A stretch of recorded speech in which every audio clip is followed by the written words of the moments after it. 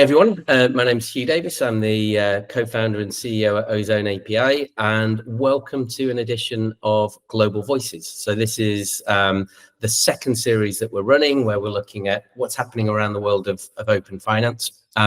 This is the first of the new series, and we were going to spend some time talking about how fintech and open finance can really play a role in driving economic growth and societal change around the world, and also the real importance of venture capital and investment in being the fuel for that. And I'm really pleased to be joined by Veronica Glab, who is perhaps the best positioned to have a view on this, having been at Innovate Finance now for a number of years, playing that intersection, bringing together venture capitalists and investors with the most innovative and interesting fintechs that are around. So Veronica, welcome, and a huge thanks for joining. Well, thank you. I'm really flattered that you think I'm the best person to comment on this topic. But actually, I'll give the audience a little bit of a context as to maybe why that might be, and then they can decide for themselves. So I head up the capital and investment program at Innovate Finance, which is the trade association for fintech in the UK and now in New York as well. So I run that program on the basis of our annual venture report, which I produce, basically tracking all venture activity into fintech from seed stage through Series I. So that covers all countries, verticals, stages of investment. And then I go deep into that data to find what the emerging trends are year on year. And then from there, I build a community of fintechs and investors to connect with each other on a regular basis, but also support our international team in building out some of our international programs covering some of those emerging trends. I think you just confirmed everything I said. Definitely. We'll see. Perfectly positioned to have a view on this. And the report sounds amazing. So if people are interested, where do they go to find out more? So they can go to innovatefinance.com/insights, or they can also reach out to me on LinkedIn as well.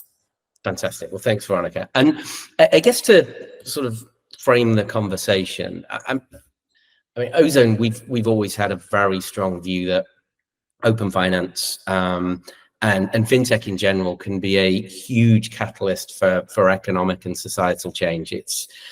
It is driving inward investment into markets, company creation, talent pool creation, all of the things that drive GDP, as well as laying the foundations to tackle things like financial inclusion and create better access to credit and accelerating digital payments. And in fact, if we look around the world, there are certain regulators that are creating really concrete targets around this to drive.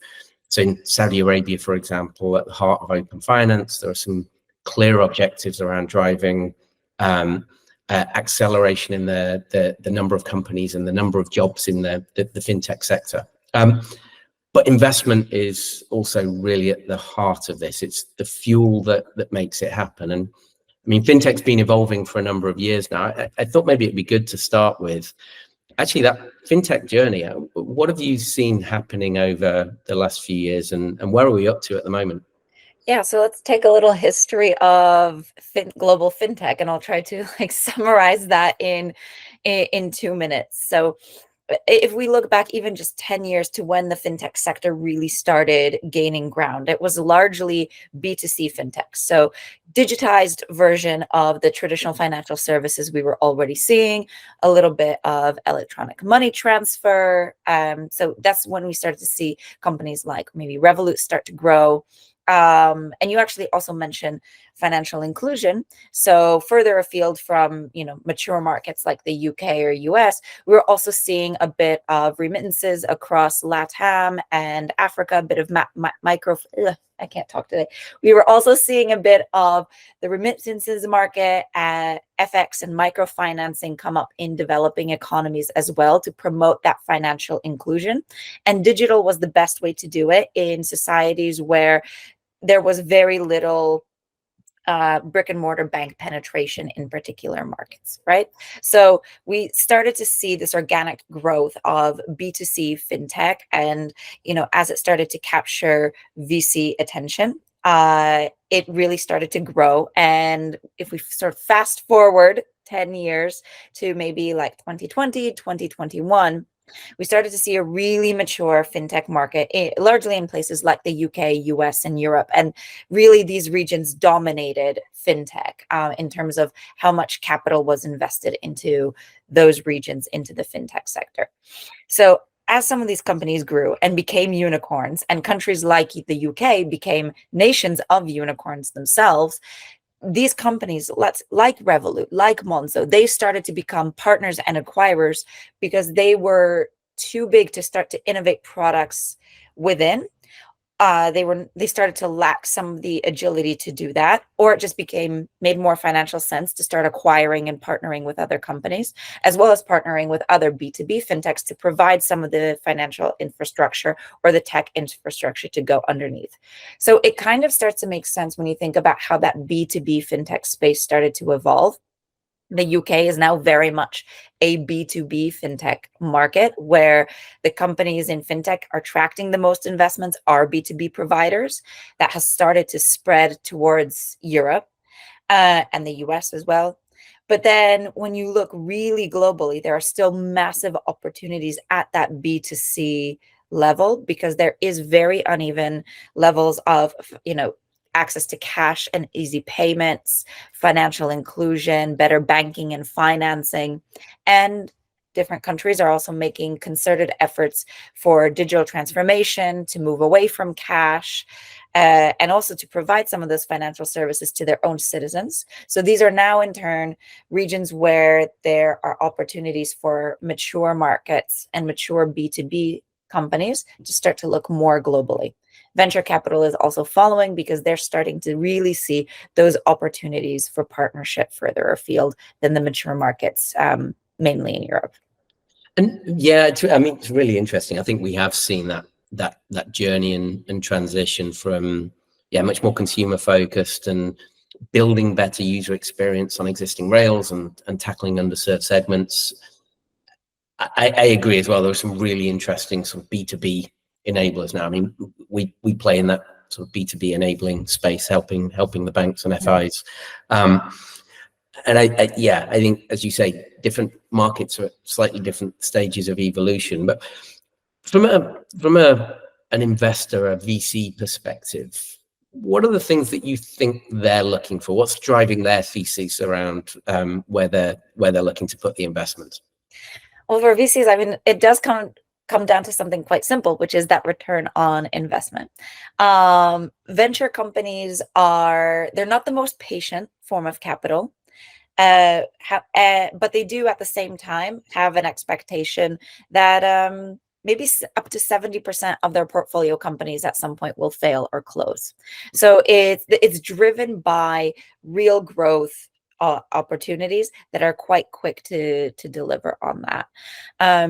So VCs really look at where are the opportunities, in the fairly short to medium term, depending on what stage they invest at or what is their particular vertical of expertise. Because a VC, in order to see their own portfolio companies succeed, when they fund a company, they are deeply involved therein. VC used to maybe not be so much so, but in the past 5 years, we've seen VCs become much more hands-on with their portfolio companies, offering, excellent platform services, supporting their founders in hiring the right talent, building their own partnerships as well, streamlining their operations.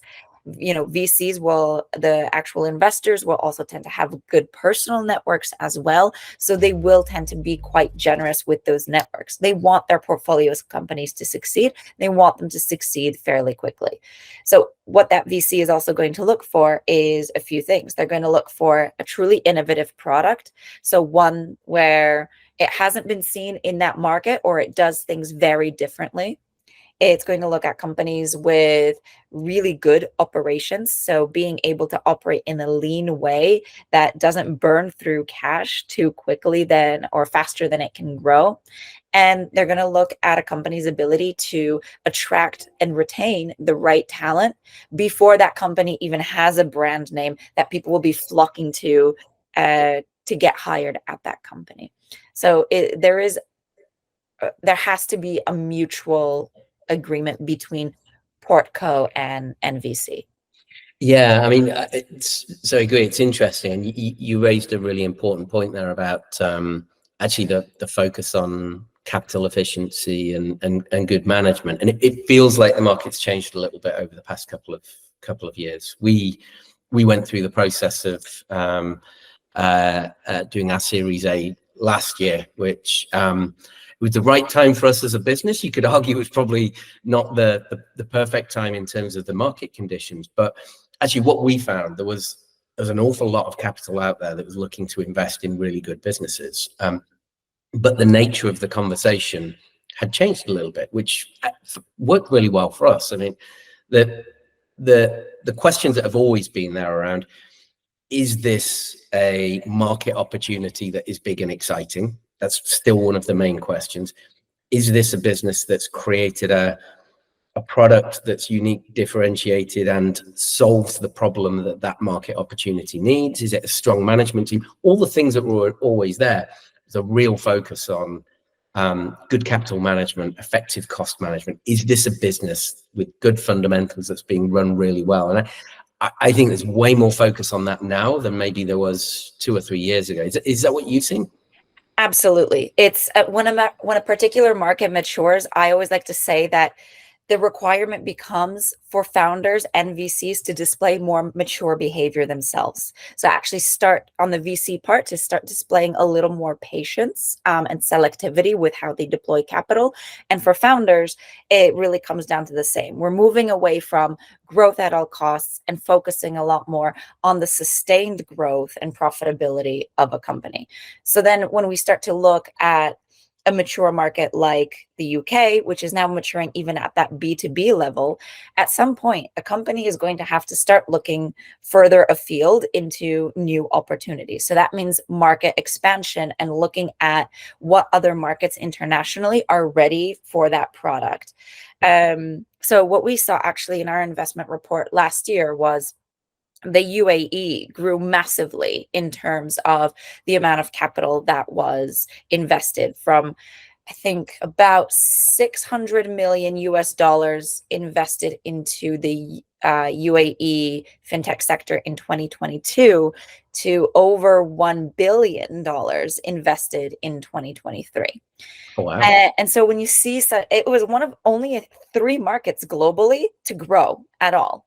So when you see such a stark number, when everyone else, every other market is losing investment or decelerating in how much is being invested into its fintech sector, you start to ask yourself why. And you would think that maybe if you're the UK or the US, you start to think, well, maybe Dubai is presenting some competition for us as a fintech ecosystem. But that's not necessarily the case, because it's simply that there is an opportunity in this market, or let's say Singapore for that matter, where in these countries, there's a massive digital transformation campaign happening to actually digitize their own financial services. They're still at that B2C stage, and that's what presents those opportunities for more mature fintech companies to build partnerships locally. So it's actually not a question of competition, but much more so collaboration.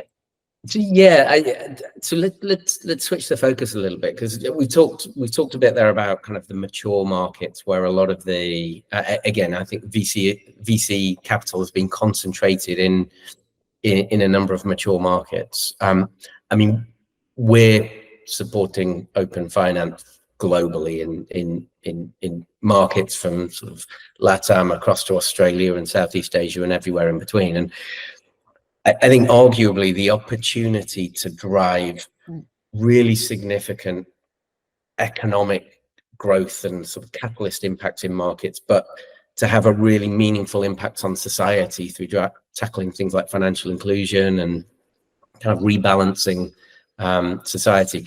I think the opportunities are arguably much bigger in many developing economies. And this is where, again, we're seeing a lot of really interesting innovation.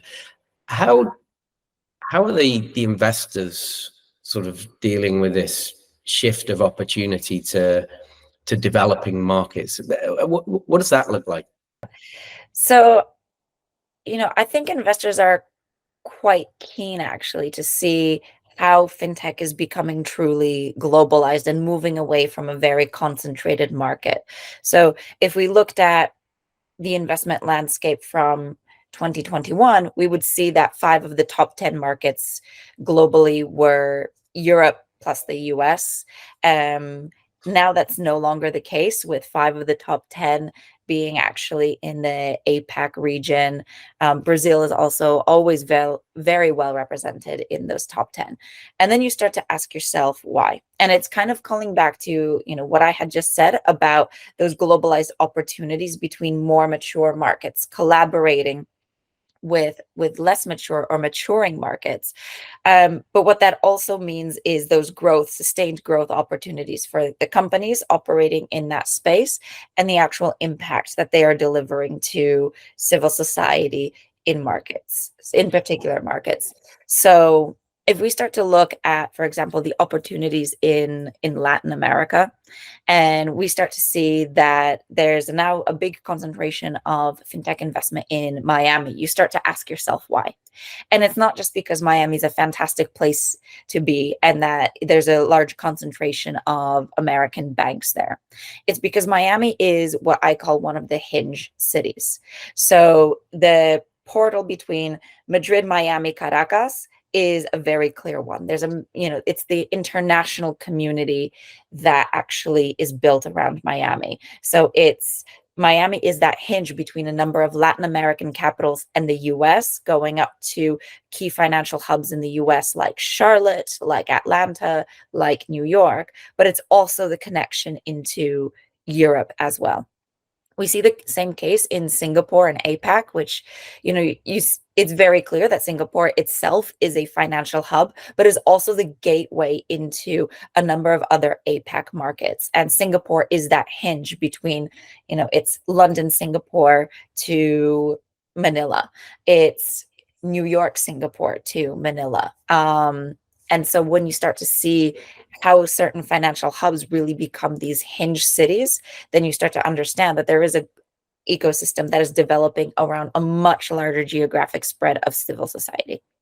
Yeah, and the point you were making earlier as well around how there's far more investment going into B2B enablers now as well. And often the B2B enablers can be operating across multiple geographies rather than B2C. That's a little more challenging. So yeah, I think it is interesting because we are seeing, some of the most interesting pockets of innovation, what we're seeing in Latin America, what we're seeing in Asia Pacific, what we've seen around payments in sort of India and sub-Saharan Africa. And one of the really interesting things, it feels like governments and regulators are getting much more proactive in recognizing they can be the creators of the right conditions for this inward investment and economic accelerant. Exactly. What are you seeing there?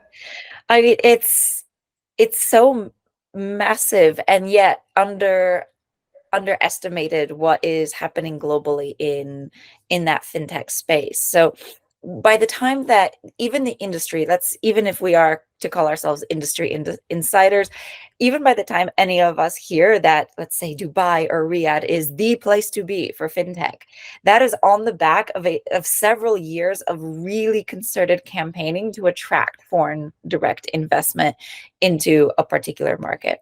So let's take the case of Saudi Arabia, for instance. Saudi Arabia has started to make a much larger presence on the international fintech scene in the last year, but that comes on the back of a very concerted effort from the regulator to say, we need, as a country, we need a massive digital transformation of our financial services, because the average Saudi citizen is of middle or working class and very cash dependent as well. And so in order to democratize those financial services, make them more accessible and more available, the Saudi government fundamentally understood that fintech partnerships were the right way to go about that. And that also means making a really concerted and strategic campaign to attract fintech businesses into Saudi Arabia, where they can actually continue their sustained growth of their respective companies. So it's not just that B2B2C market, but the creation of Riyadh as an attractive place to work, and the creation of Riyadh as potentially one of those hinge cities to open up further partnerships into the EMEA region. You see the same thing happening in Miami as well, with that city campaigning itself as one of those hinge cities. But there are also campaigns happening in Costa Rica, in Guatemala, in Colombia, Venezuela as well, where these are concerted government campaigns to say we need to attract that foreign direct investment from the financial services sector, which again does two things simultaneously. It democratizes that access to financial services for our citizens, but it also attracts long-term capital and an ecosystem at that B2B level, which continues to start growing that GDP.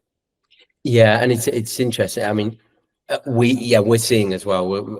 We've been working in a number of the developing markets around the world around how open finance could develop and act as a catalyst. In fact, I read a really interesting article from Dave Birch this morning, was talking about the importance of digital public infrastructure. So the foundations to enable digital identity, digital payments, and access to information securely digitally. All of the things that are on regulators' minds and are being driven through things like open finance. And I think there's a real opportunity for regulators and central banks to be very forward thinking and create the conditions that act as that flywheel. So it's a fascinating subject. It's one I'd love to come back to. I mean, I think kind of over the past sort of 15 minutes or so, I think, we've highlighted fintech is a huge enabler of economic and societal growth. The right investment foundations are important to make that happen, but also there's a huge opportunity for markets, regulators, central banks to create the conditions that allow them to leapfrog and be the hubs. I guess a last little question, which is maybe unfair because we hadn't talked about this one, but I mean, what do you think are going to be the big trends coming up over the next year or so? Oh, this is actually such a good question, because it's one of those things I can always wax philosophical on, but let's actually talk about the data, right?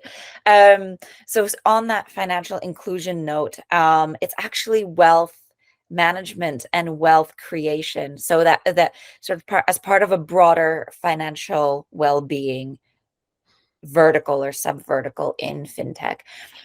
So when I say wealth management, I don't just mean digitized platforms that offer wealth management services to high net worths or enhanced opportunities to invest. It's actually about wealth creation. So it's the platforms that do a little bit of financial education and enhance financial literacy, but also allow for fractional investment so that people who don't necessarily have a lot of means can start to invest. And that's backed up by the data. One of the top 3 fintech verticals invested in globally last year was that wealth management and wealth creation space, which is, again, inclusive of all of those platforms that, yes, do support the ultra high net worth, but more and more so is becoming those companies that allow for fractional investment. Another one that's coming back is obviously open banking. And so this is kind of I know we're talking on an open banking podcast, but I have to say it. My thesis is that open banking has had a really lovely quiet renaissance, which is when no one in the industry was looking over the last year or two, and there was some debate about whether there would be advancement on key pieces of regulation like PSD3, or when fintech investment started coming down, is were open banking companies going to be successful in raising and recovering? Sort of while the industry was really questioning open banking, the real innovators were actually just innovating, and now all of a sudden you start to see these headlines in the news about companies like Ozone API, who have had a really successful raise or expanding into key new markets, about how key markets like Saudi Arabia are adopting open banking policies of their own because they see it as the key to really supporting their own citizens. So when you actually look at the positive headlines that have been coming out about open banking, this is also for me really exciting. And that's one to watch when I start to watch the investment as well, to see how that ecosystem actually plays out. Awesome. Well, listen, thank you. That's a great note to finish on. So Veronica, thank you very much for your time. And yeah, I look forward to continuing this conversation in a future one as well.